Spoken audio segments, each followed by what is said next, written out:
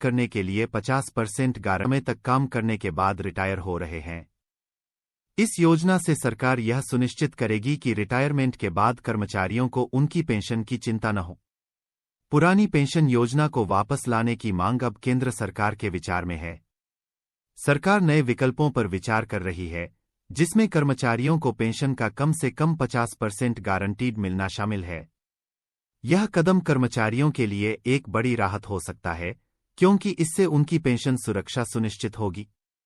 हालांकि अभी तक ओपीएस को पूरी तरह से बहाल करने पर कोई ठोस फैसला नहीं हुआ है, लेकिन सरकार की नई योजना कर्मचारियों के भविष्य को सुरक्षित करने की दिशा में एक महत्वपूर्ण कदम है।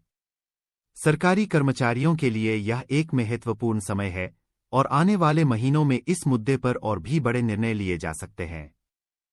एक और महत्वपूर्ण घोषणा जो कि सरकारी पेंशनर्स के लिए की गई है, वह है फैमिली पेंशन पर कर छूट की सीमा को 15,000 रुपये से बढ़ाकर 25,000 रुपये कर देना। यह वृद्धि फैमिली पेंशन प्राप्तकर्ताओं को अतिरिक्त राहत प्रदान करेगी, जिससे उन्हें अपनी पेंशन से कर योगदान में कमी लाने का अवसर मिलेगा। फैमिली पेंशन क्या है?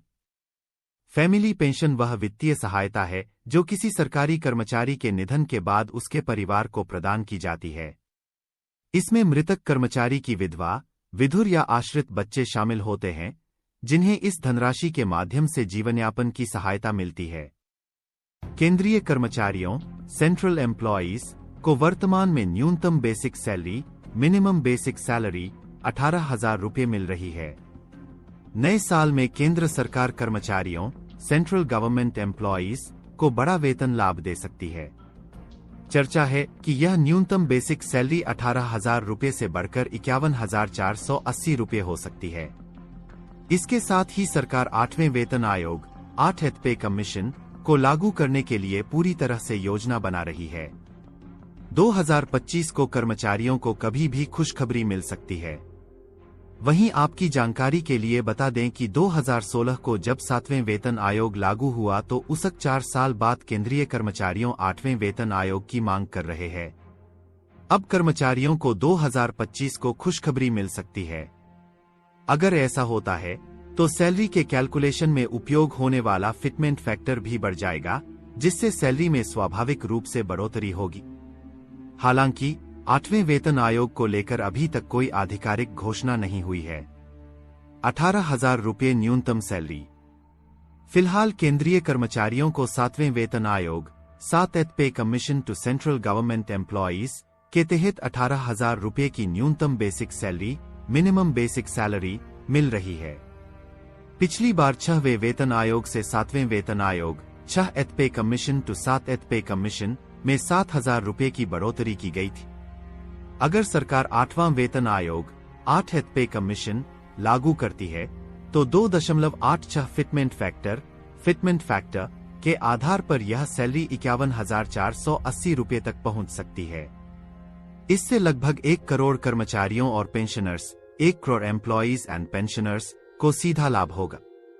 पेंशन में 186% तक की वृद्धि संभव। नए आयोग से पेंशनर्स फ्रॉम न्यू कमीशन को भी बड़ी राहत मिल सकती है।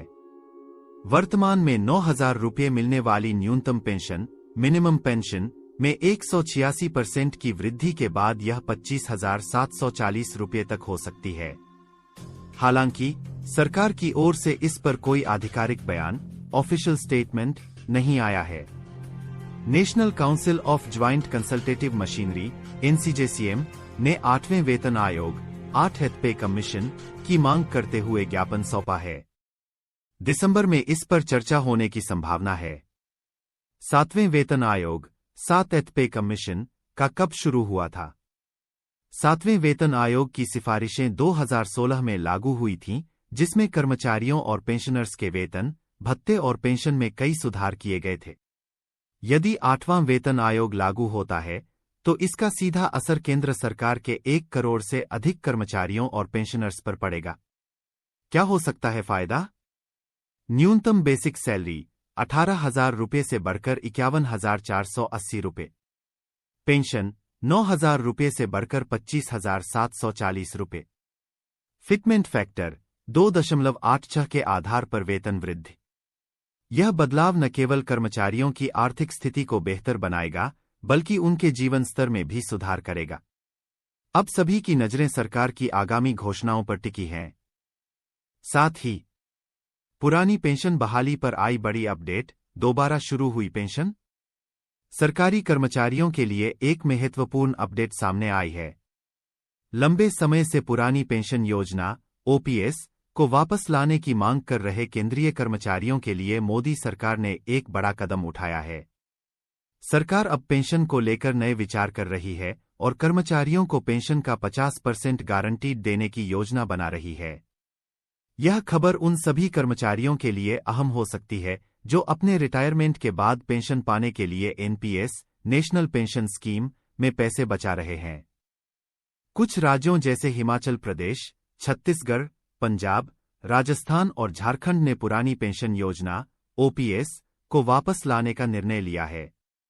इन राज्यों में सरकार ने कर्मचारियों की पुरानी मांगों को ध्यान में रखते हुए यह कदम उठाया। हालांकि केंद्र सरकार ने अभी तक पुरानी पेंशन योजना को पूरी तरह से बहाल करने से मना कर दिया है। इसके बावजूद कई केंद्रीय कर्मचारी और उनके संगठन इसे वापस लाने की मांग कर रहे हैं। वित्त मंत्री निर्मला सीतारमण ने हाल ही में घोषणा की कि वित्त सचिव टीवी सोमनाथन की अगुवाई में एक समिति इस मुद्दे पर विचार कर रही है। समिति की जिम्मेदारी है यह सुनिश्चित करना कि रिटायरमेंट के समय कर्मचारियों को उनकी पेंशन का कम से कम 50% गारंटीड मिले। मौजूदा पेंशन योजना के तहत कर्मचारियों को उनके कार्यकाल के दौरान बचाए गए पैसों के आधार पर पेंशन मिलती है, लेकिन इसमें कोई निश्चितता नहीं होती कि रिटायरमेंट के बाद उन्हें कितनी पेंशन मिलेगी। समिति ने दूसरे देशों की पेंशन योजनाओं और आंध्र प्रदेश सरकार द्वारा किए गए बदलावों का अध्ययन किया है।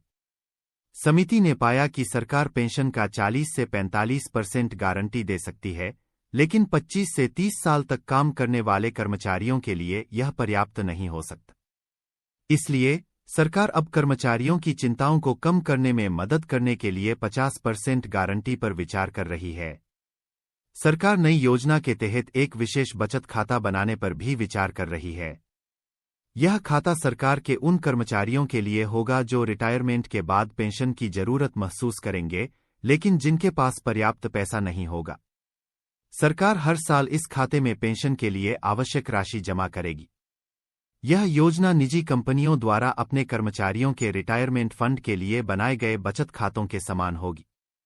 इस योजना का मुख्य उद्देश्य यह सुनिश्चित करना है कि सभी रिटायर कर्मचारियों को पेंशन मिले, भले ही उनके एनपीएस खाते में पर्याप्त राशि न हो। हर साल सरकार इस खाते की जांच करेगी और तय करेगी कि कितने पैसे की जरूरत है।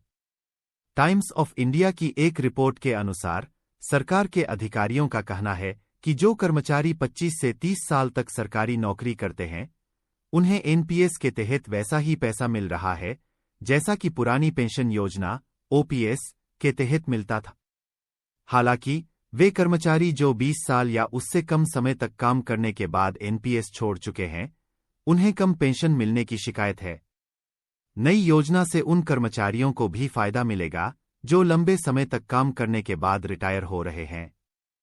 इस योजना से सरकार यह सुनिश्चित करेगी कि रिटायरमेंट के बाद कर्मचारियों को उनकी पेंशन की चिंता न हो।